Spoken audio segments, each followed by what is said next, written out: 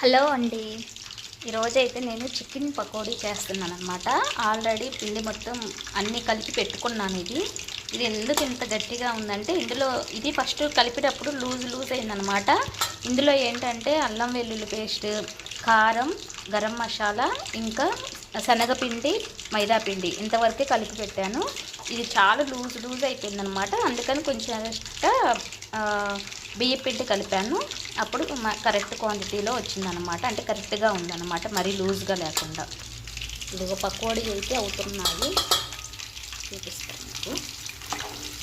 చాలా బాగుంటాయండి ఇలా చేసుకుంటే. ఎక్కడా కూడా చికెన్ అనేది బ్రేక్ అవ్వదు, మంచిగా వస్తుంది పకోడీ అనేది. చాలా టేస్ట్ కూడా చాలా బాగుంటుంది. అన్నీ ఈక్వల్ క్వాంటిటీలో వేసుకోవాలి మంచిగా.